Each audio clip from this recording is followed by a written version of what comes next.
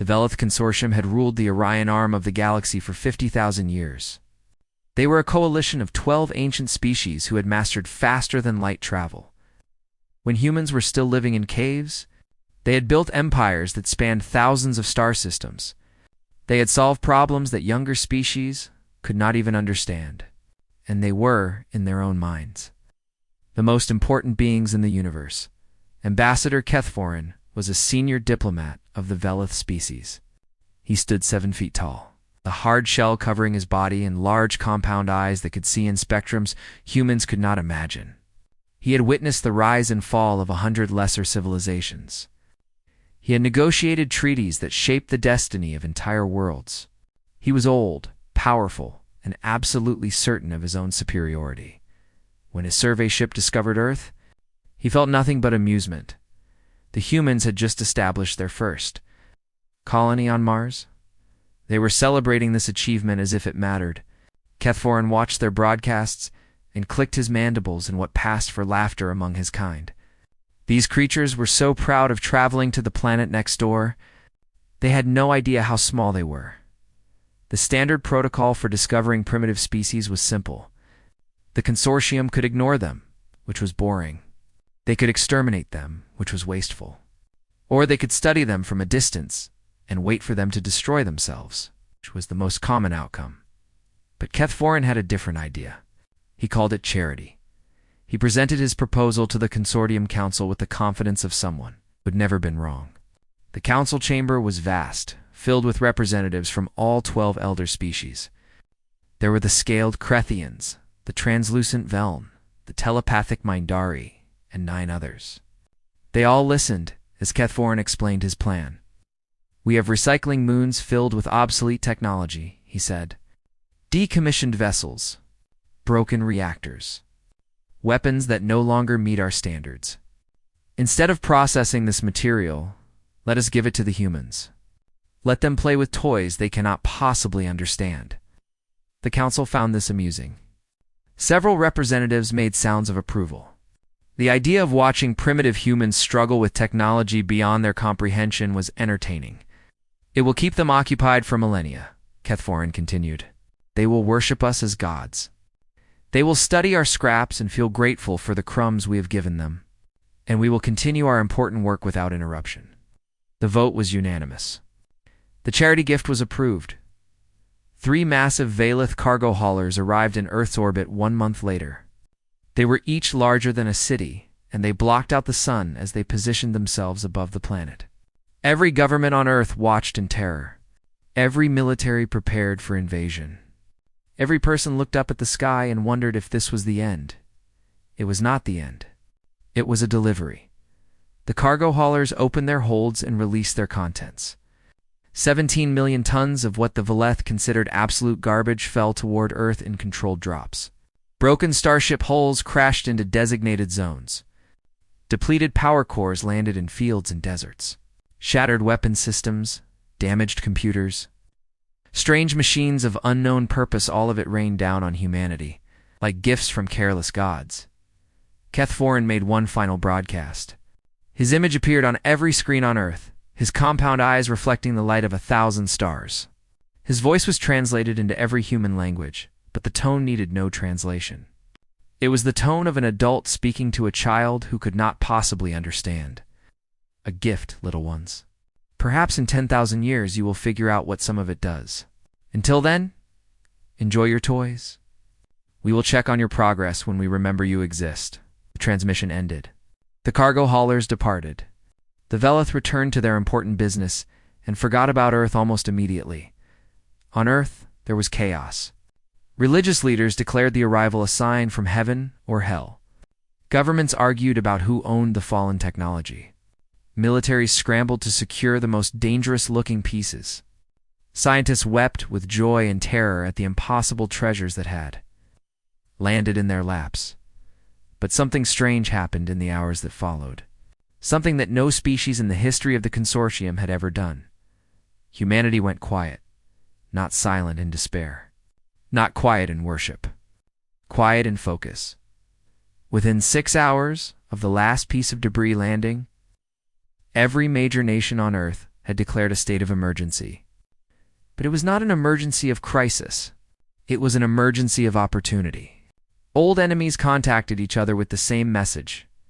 We need to work together on this. Within 6 days, the United Nations had formed a new organization called the Terran Reclamation Initiative. Every country contributed their best scientists, engineers, and thinkers. Resources were pooled. Borders became meaningless.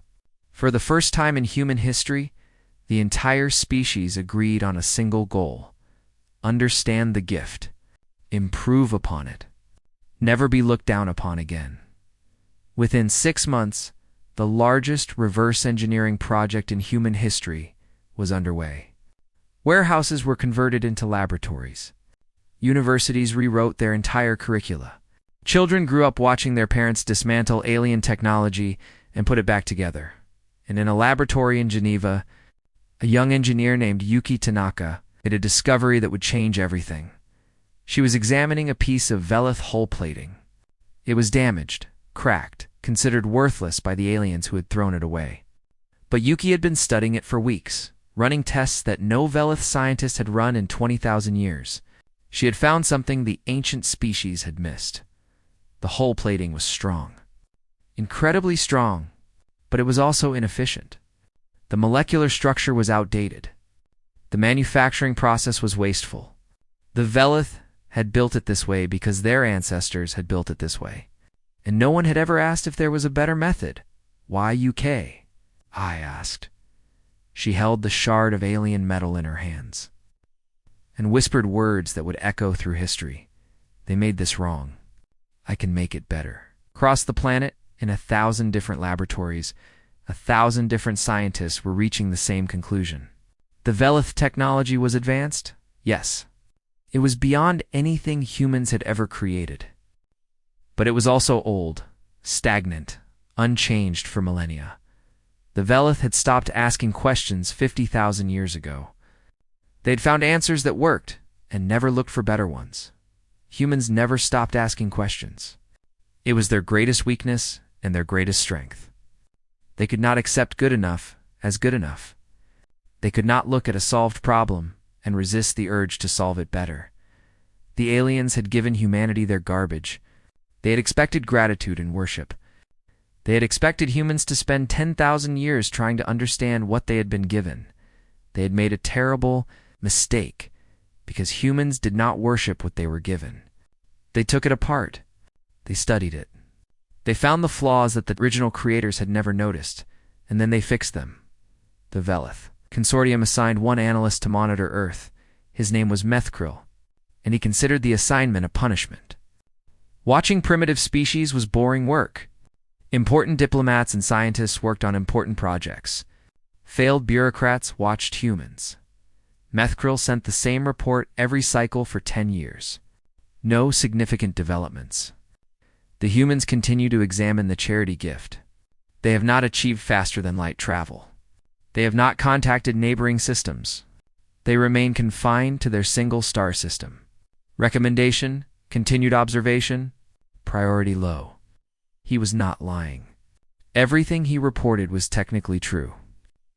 The humans had not left their solar system. They had not sent any messages to alien civilizations. They appeared to be doing exactly what the consortium expected, struggling to understand technology beyond their capabilities. What Methkril did not understand was what the humans were actually doing during those 10 silent years. They were not trying to copy Velith technology. They were trying to improve it. Dr. Yuki Tanaka, the young engineer who had discovered the flaws in Velith hull plating, was now the director of the propulsion division of the Terran Reclamation Initiative. She had spent 7 years studying Velith engine technology. Her team had disassembled every engine component in the charity gift. They had run millions of tests. They had built computer models and physical prototypes. Her conclusion was devastating, but not for humanity. The Velith stopped innovating 20,000 years ago, she announced at a global conference. Their engines work. They work very well. But they are using the same basic design that their ancestors created. They never asked if there was a more efficient method. They never questioned whether the fuel consumption could be reduced. They never wondered if the same result could be achieved with smaller components. She paused and looked at the thousands of scientists watching her. We asked, and we found answers they never imagined. The Tanaka Drive, as it came to be called, was humanity's first original contribution to galactic technology. It used the same basic principles as Velith engines, but the execution was completely different. It was 300% more efficient. It was smaller and lighter. Most importantly, it could be built with materials that humans could manufacture themselves, without depending on alien resources. Similar breakthroughs were happening across every field of study. The weapons team discovered that Velith energy weapons were powerful but crude. They hit hard, but they wasted enormous amounts of energy doing so. Human engineers redesigned them into precision instruments that could deliver the same damage with a fraction of the power consumption. The defense team found that Velith shields were strong but stupid. They absorbed every impact the same way, regardless of the type of attack. Human physicists developed adaptive barriers that learned from each hit and adjusted their configuration to counter specific threats. The shipbuilding team realized that Velith vessels were designed to last millennia without modification. This sounded impressive until you understood what it really meant. The Velith had never considered that someone might want to upgrade their ship. Human architects created modular vessels that could be reconfigured, upgraded, and repurposed in hours instead of centuries. The medical team discovered that Velith healing technology was limited by ancient assumptions about biology. Human doctors combined alien techniques with human creativity and developed treatments that the elder species had never considered possible. Every piece of garbage from the charity gift became a lesson. Every broken component revealed a question that the Velith had stopped asking long ago. Every obsolete system showed humans what not to do, which was often more valuable than knowing what to do. The children who had watched their parents dismantle alien technology grew into teenagers who understood it better than any Velith engineer. They had grown up asking why, and what if, and how can we make this better? These questions were not asked in Velith schools. They had not been asked for 50,000 years. In the 8th year of the Silent Decade, the Terran Reclamation Initiative began construction of its masterwork. The vessel was called the TRS Prometheus, named after the mythological figure who stole fire from the gods and gave it to humanity. It was built entirely from salvaged materials: Velith hull plating, Velith power cores, Velith structural components. But the design was purely human. It was sleeker than any Velith vessel. The angles were sharper, the proportions more elegant. It looked like something designed to move fast and hit hard. It was faster than any Velith vessel. The Tanaka Drive at its core could cross distances that would take Velith ships days and mere hours. It was more heavily armed than any Velith vessel its size. Human weapons designers had packed more firepower into the Prometheus than the Velith had thought possible for a ship that small, and it was more efficient than anything in the consortium's fleet. It could operate longer, travel farther, fight harder on less fuel and fewer resources. In the 10th year of the Silent Decade, the Prometheus was complete. The first test flight was conducted in secret. Far from any observation station that might report to the consortium, the ship performed beyond all expectations. Its engines were smooth and silent. Its weapons systems responded instantly. Its shields adapted to every test attack thrown at them. Captain James Morrison, the first commander of the Prometheus, stood on his bridge and looked at the stars through the view screen. He had spent his entire career preparing for this moment. He had trained with simulators built from alien systems. He had studied tactics designed to counter Velith strategies. He had waited 10 years for humanity to be ready. Now they were ready. The Prometheus activated its communication array and broadcast a message toward the consortium's nearest monitoring station. The message was simple, polite, and absolutely terrifying. "Thank you for the gift. We have improved it. Shall we show you?" Meth Krill, the board analyst who had spent a decade filing reports about humanity's lack of progress, received the message in his small monitoring station. He read it 3 times to make sure he understood correctly. Then he transmitted everything he had ever observed about humanity to the Consortium Council. With a single note attached, "I believe we may have made an error." The Council received his report with disbelief.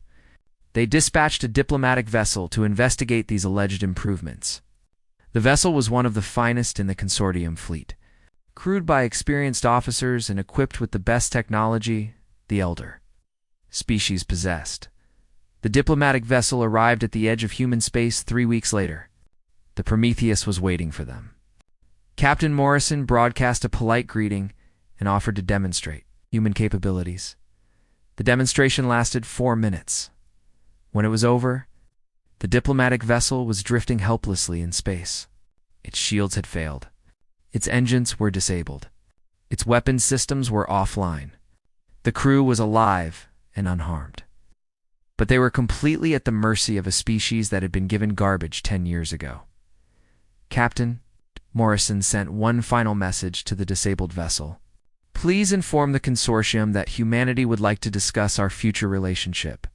We prefer to negotiate as equals." The message reached the consortium. Counseled 2 days later. The galaxy would never be the same. Ambassador Kethvorin was very old now. His shell had turned gray with age, and his compound eyes were not as sharp as they once were. But he remembered the day he had authorized the charity gift to humanity. He remembered how amusing it had seemed. He remembered laughing at the primitive creatures. Who would spend millennia trying to understand Velith garbage? He was not laughing anymore. The Grand Chamber of the Consortium Council was the largest room in the galaxy. It could hold thousands of beings, and today it was full. Representatives from all 12 elder species had gathered to witness the holographic replay of the diplomatic vessel's final moments. The recording showed the human ship, Prometheus, approaching the Velith vessel. It was small compared to the diplomatic cruiser, barely a quarter of its size. The Velith captain had not been concerned. Size meant power in consortium thinking. A ship that small could not possibly threaten a vessel of such magnitude. Then the demonstration began. The Prometheus fired a single beam of energy at the diplomatic vessel. The Velith shields, which could withstand concentrated fire from an entire battle fleet, failed in 3 seconds. The council chamber gasped as the hologram showed the shield indicators turning red and then going dark. A second shot struck the hull. The metal, forged from the strongest alloys in the consortium's arsenal, crumpled like thin paper. The beam passed through the outer hull, the inner hull, and 3 decks before stopping just short of the engine room. The recording ended with Captain Morrison's polite message about negotiating as equals. The chamber exploded with voices, shouted the Crethian delegate. He was a massive reptilian creature with scales like armor and teeth like knives. His species had been the military backbone of the consortium for 30,000 years. They had crushed rebellions and conquered empires. They did not negotiate with inferior species. "Send the Grand Armada. Burn their world before they can spread. Contain them," hissed the Veln representative. Her body was translucent, filled with glowing organs that pulsed with each word. Her species controlled the information networks of the galaxy. They knew secrets that could destroy civilizations, blockade their system, cut off their resources, starve them until they submit. "Negotiate," whispered the Mindari ambassador. He was a small being with large, dark eyes and skin that changed color with his emotions. His species were healers and philosophers, respected for their wisdom even by the warriors and spies. They asked to be treated as equals. Perhaps we should listen before we act. The arguments continued for hours. Some delegates demanded immediate military action. Others counseled patience and observation. A few suggested that humanity might be bluffing, that one ship could not represent the true strength of an entire species. Finally, Kethvorin rose to speak. The chamber fell silent. He was the one who had started all of this. His voice mattered more than any other. "I gave them scraps," he said. His voice was quiet, but it carried through the vast chamber. "I gave them broken tools and obsolete technology, Things we threw away because they were no longer worth maintaining. Things that had not been improved in 20,000 years. He paused, letting his words sink in. In 10 years, they surpassed us. In 10 years, with nothing but our garbage, they built something we cannot match. He turned to face the council directly. What do you think they will build in 20 years? In 50? In a century? The Crethian delegate slammed his fist against the table. Then we must strike now. Before they grow stronger? You misunderstand me, Kethvorin replied. I am not suggesting we fight them. I am suggesting we consider why they succeeded where 100 other species failed. No one had an answer. The elder species had encountered many primitive civilizations over the millennia. Some had worshipped the consortium as gods. Some had fought and been destroyed. Some had simply given up and waited for extinction. None had ever taken charity and turned it into superiority. The debate continued for 3 months. Military plans were drawn up and rejected. Diplomatic strategies were proposed and discarded. The consortium could not agree on what to do because they could not understand what they were dealing with. Then the human ambassador arrived. Her name was Commander Sarah Chen, and she walked into the Grand Chamber like she owned it. She was small by consortium standards, barely reaching the chest of the shortest delegate. She had no claws, no armor, no natural weapons of any kind. She looked fragile and insignificant, but she smiled like someone who knew exactly how the next conversation would end. Thank you for receiving me, she said. Her voice was calm and confident. I understand there has been some concern about the demonstration we provided. I want to assure you that humanity does not seek conflict with the consortium. The Crethian delegate leaned forward. You disabled our vessel? You showed us your weapons. This is not the behavior of a peaceful species. It is the behavior of a species that wants to be taken seriously, Chen replied. For 10 years, we were ignored. Our messages were not answered. Our requests for communication were dismissed. We needed to get your attention. You have it, the Velen representative said. What do you want? Chen's smile widened. We want to talk, to trade, to share knowledge and build relationships. We want what every species wants, a place in the galaxy. You are primitives, the Crethian delegate growled. You were given charity because you were too weak to matter. Now you demand equality? We do not demand anything, Chen said. We are offering it. You can try to destroy a sand, I assure you. That will not end well for anyone where you can work with us. We prefer the second option. The Mindari ambassador spoke. Why should we work with you? What can you offer us that we do not already have? Chen had been waiting for this question. Improvement, she said. You gave us broken things, and we made them better. Not because we are smarter than you, we are not. Not because we have resources you lack, we have far fewer.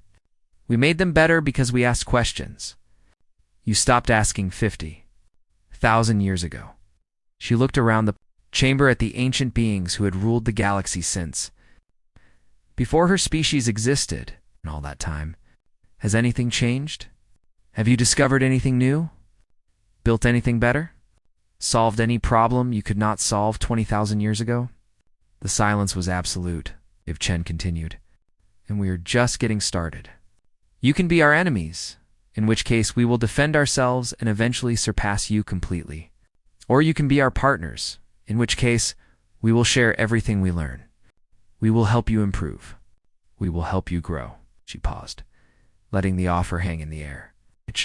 The choice is yours, but I suggest you choose quickly. Humans do not like to wait. Consortium Council debated for 6 more hours after Chen left. They argued about trust and power and the proper order of civilizations. They worried about what humanity might become if given access to more resources. But in the end, they could not argue with the evidence. The diplomatic vessel had been disabled in 4 minutes. The Prometheus was just one ship. If humanity could build one, they could build more. The vote was not unanimous, but it was decisive. The consortium would accept humanity as partners. It was the most important decision they had ever made, and it was already too late to change what was coming.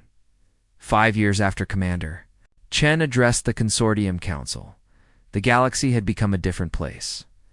Humanity had not conquered anyone. They had not sent armies to occupy planets or fleets to destroy enemies. They had done something far more dangerous.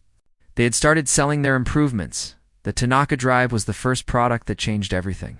It was faster than any Velith engine. It was more efficient. It was cheaper to build and maintain. And humanity was willing to sell it to anyone who wanted it. The Krethian Empire had spent 30,000 years as the military power of the consortium. Their fleets were vast. Their warriors were feared. Their battleships were considered the finest in the galaxy within 3 years. Their ships were obsolete.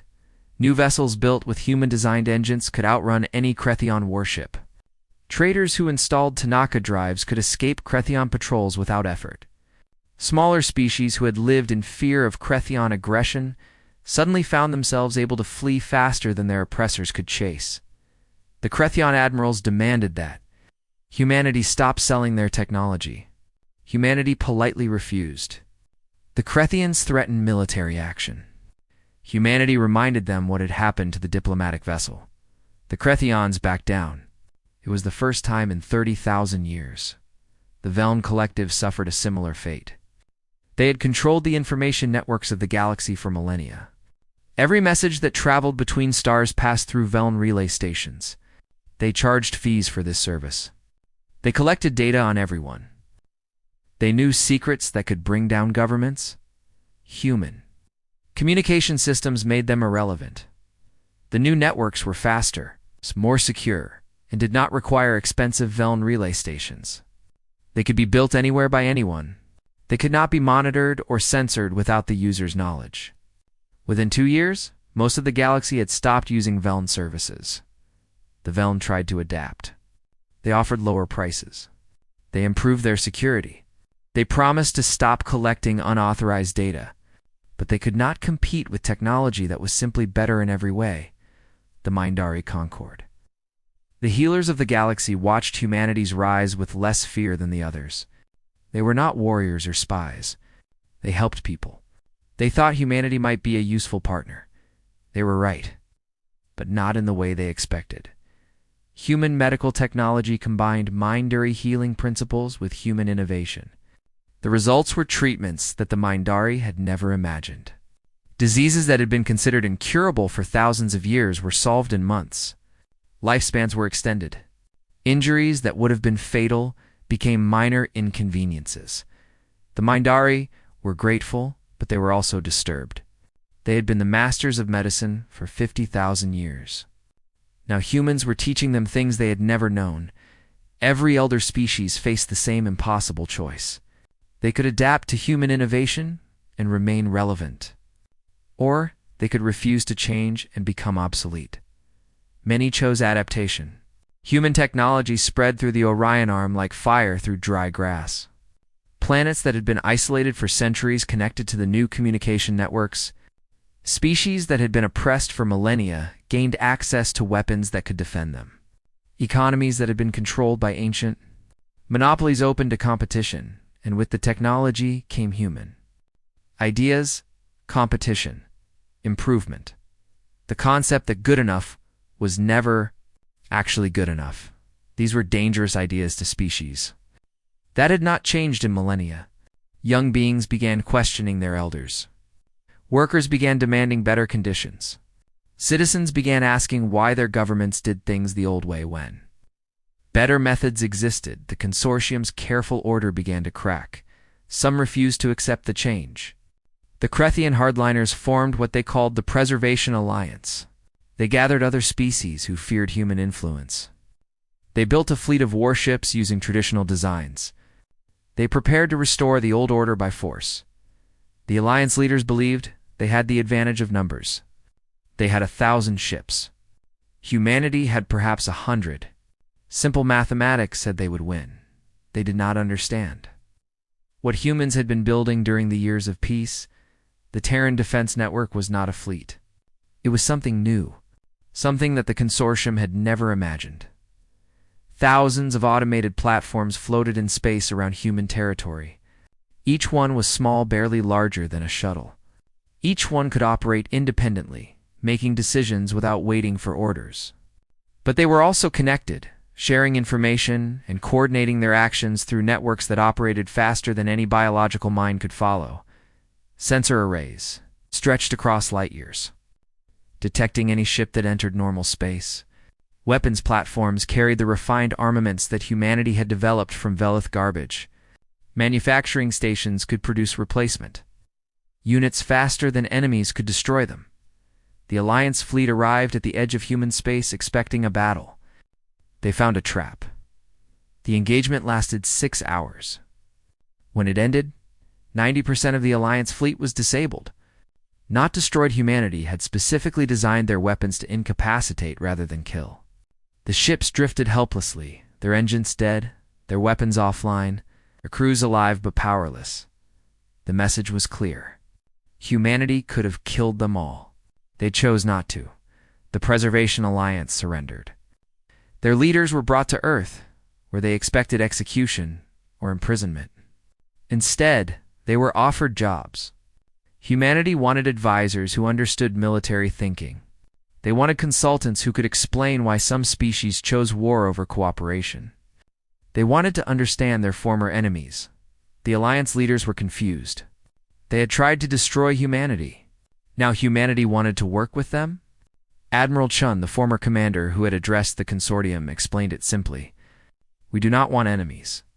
We want colleagues. You tried to kill us because you were afraid. We would rather show you that you have nothing to fear. This was the true nightmare that the consortium had unleashed. Humans did not conquer. They improved. They did not dominate. They integrated. They did not demand submission. They offered partnership, and partnership with humans meant accepting that everything you had built was just a starting point. Every achievement was a rough draft. Every solved problem was waiting to be solved better. The Consortium Council held one final meeting in the Grand Chamber. Most of the original delegates were gone, replaced by younger representatives who had grown up in a changing galaxy. Ambassador Kethvorin was still alive, though barely. He had asked to attend. He had something to say. I called them primitives, he said. His voice was weak, but the chamber was silent to hear him. I gave them garbage and expected worship. I was wrong. He paused to gather his strength.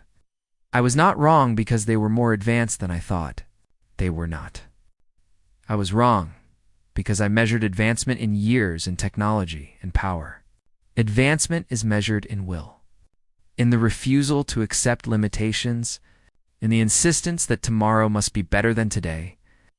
He looked at the holographic display showing human expansion across the galaxy, not conquest, collaboration, trade routes, and research partnerships, and mutual defense agreements, spreading like light through darkness. We stopped advancing 50,000 years ago, Kethvorin said. They never started stopping. He died 3 days later. His final words were a warning and a hope. Learn from them, or be left behind. 100 years had passed since the Velith cargo haulers dumped 17 million tons of garbage on Earth. The galaxy had transformed beyond recognition. The consortium no longer existed, not because anyone had destroyed it, but because it had become unnecessary. In its place stood something called the Collaborative, a loose federation of species united by shared purpose rather than ancient power. Humans held no special position of authority in the Collaborative. They had refused every offer of leadership. They preferred to be colleagues rather than rulers. This confused the elder species greatly. Power was meant to be seized. Authority was meant to be exercised. The strong were supposed to dominate the weak. Humans disagreed with all of this. Strength, they argued, was not measured by what you could take. It was measured by what you could build. Authority was not about control. It was about responsibility. Dominance was just another word for stagnation. The proof of human philosophy was everywhere. Ships designed by humans traveled between stars in hours instead of days. Medicines developed by humans had extended the lifespans of a dozen species by centuries. Philosophies inspired by humans had sparked Renaissance movements across the galaxy. as ancient cultures rediscovered the joy of creation and the thrill of asking what if. The Crethians, once feared warriors, had become respected engineers. Their natural aggression found new outlets in tackling impossible problems and pushing through barriers that would stop other species. The Veln, once secretive spies, had become teachers and historians. Their talent for gathering information now served education instead of manipulation. The Mindari, once the only healers, now led research teams that combined their ancient wisdom with human innovation. Every species had found new purpose. Every civilization had found new direction. Admiral Sarah Chen had retired from active service decades ago. She had spent her final years on a small station, orbiting a world that had once been a Crethian military outpost. The weapons factories had been converted into schools.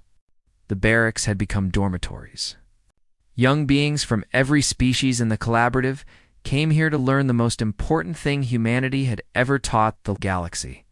They learned to question. On the day of her death, Admiral Chen was surrounded by family and friends from a dozen different worlds. Former enemies had become beloved colleagues. Aliens who had once feared humanity now wept at her bedside. The small room on the station was crowded with beings who had traveled across the galaxy to say goodbye. Her final speech was broadcast to every world in the collaborative. Trillions of beings watched, humans and Crethians and Veln and Mindari and hundreds of other species who had grown up in a universe shaped by human stubbornness. 100 years ago, she said, her voice weak but clear, they gave us their garbage. They expected us to worship them for it. They expected us to spend millennia studying scraps from their table and feeling grateful for every crumb. But she paused to catch her breath. Her granddaughter, Maya, held her hand. They forgot that humans do not worship tables. We build better ones. Small laugh rippled through the watching galaxy. Even now, at the end, Admiral Chen could make people smile. To every species watching this, she continued, to every world that has ever been told you are not advanced enough, not old enough, not important enough, I want you to remember something. She looked directly into the camera. Her eyes, though tired, still held the same fire that had terrified the Consortium Council so long ago. The galaxy belongs to those who refuse to accept limitations, not to those who enforce them. Never let anyone tell you that you cannot improve. Never let anyone convince you that the old way is the only way. Never stop asking questions. Never stop building. She closed her eyes for a moment, gathering strength for her final words. They called us primitive. They called us amusing. They called us a charity case. Her smile returned, thin but genuine. They were wrong. And now, thanks to us, so is everyone else who ever believed that good enough was good enough. Admiral Chen died 3 hours later, peacefully, surrounded by love.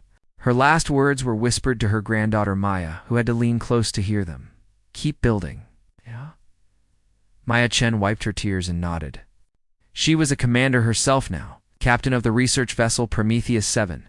She had inherited her grandmother's stubbornness and her father's curiosity. She had grown up in a galaxy that her grandmother had helped create.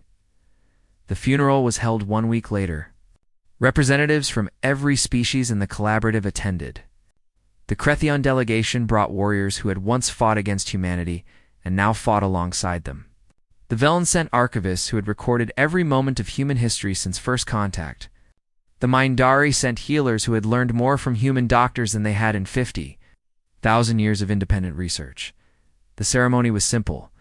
Admiral Chen had requested no monuments and no grand speeches. She wanted people to remember her by continuing her work, not by mourning her loss. Commander Maya Chen gave the only eulogy.